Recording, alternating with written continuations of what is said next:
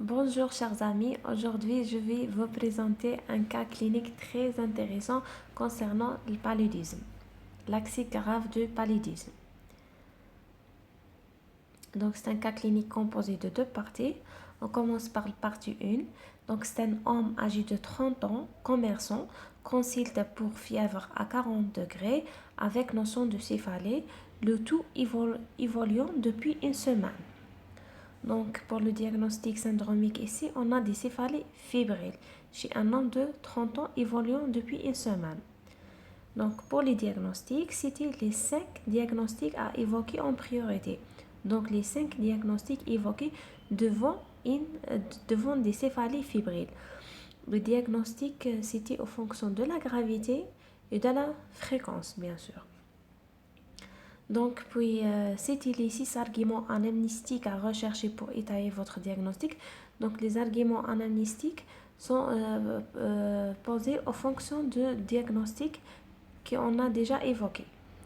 Et aussi pour les examens paracliniques, donc c'était 7 examens paracliniques pour confirmer votre diagnostic. Les examens cliniques, paracliniques sont en fonction du diagnostic qu'on a évoqué au début. Par exemple, si j'évoque le méningoencéphalite, donc je dois rechercher les éléments anamnéstiques concernant cette méningoencéphalite. Par exemple, si je pense à méningo, je dois rechercher des cas similaires. Ou bien si je pense à méningoencéphalite à pneumocoque, je recherche des traumas crâniens, des sinusites, un port d'entrée pour pneumocoque. Et pour les examens paracliniques, je dois faire un PL. Alors, je vous laisse un peu de temps pour réfléchir.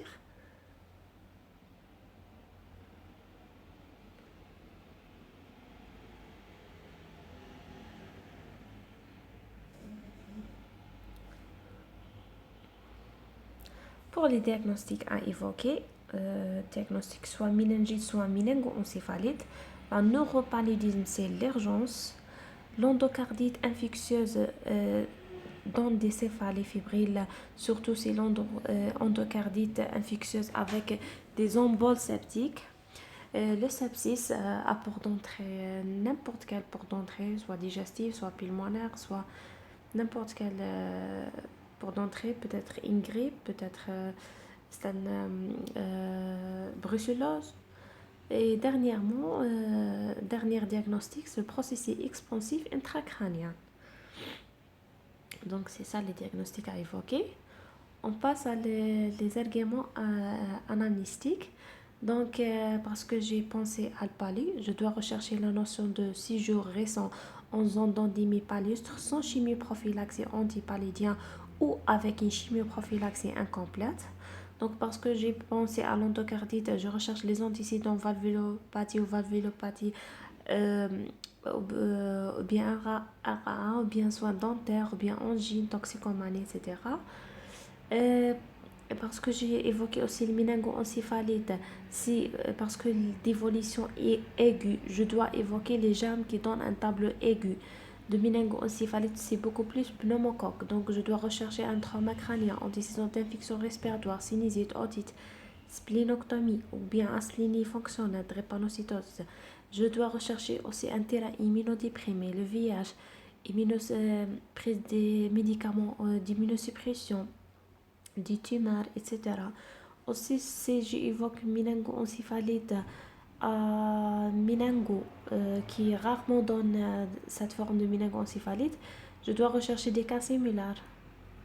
C'est ça, c'est toujours en fonction des diagnostics à évoquer.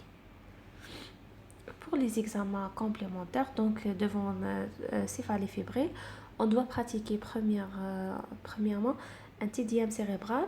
Le TDM cérébral, c'est beaucoup plus pour éliminer les contre-indications du PL. L'hypertension intracrânienne, par exemple. Après un TDM cérébral normal, on pratique PL. D'accord? Et parce qu'on a évoqué le palais, on doit faire frottis sanguin et goutte épaisse. Pour l'endocardite, on pratique une écho-cœur. Et aussi, pour le sepsis des hémocultures, on peut faire aussi des radiothorax, la FNAS, bilan rénal, ionogramme. On doit évaluer l'état de malade, la glycémie, etc. Donc, la partie 2. À l'interrogatoire, notion de retour il y a 5 jours du Mali, sans chimioprophylaxie. Le père rapporte la notion de 3 crises convulsives à la veille, l'éco-cœur rien signalé, LCR clair avec 3 éléments, VRAC négatif, hémoculture en cours, sérologie VIH négative, frottis sanguin goutte objectif plasmodium falciparum avec parasitémie de 7%. Donc pour les questions, première question, c'est quoi le diagnostic évoqué? Le diagnostic est clair. Comment expliquez-vous cet état sur le plan physiopathologique? Et quelles sont les autres cliniques et paracliniques à rechercher? La prise en charge thérapeutique, modalités de suivi et les conseils en cas de voyage en zone d'endémie palustre.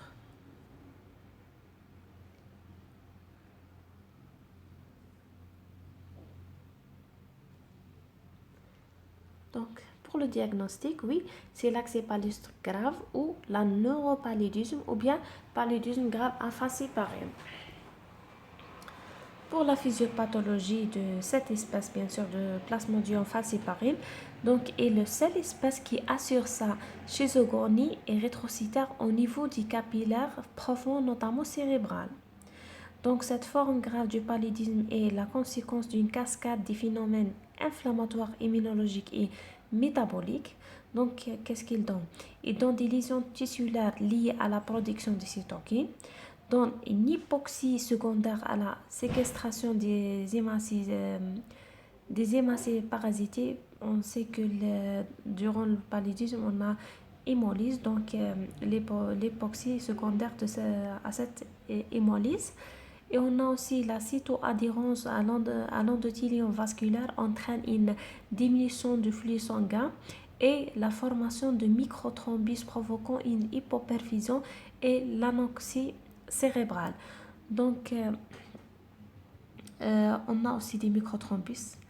On a un hypoxie secondaire à l'hémolyse et on a aussi une anoxie cérébrale secondaire à des microthrombus.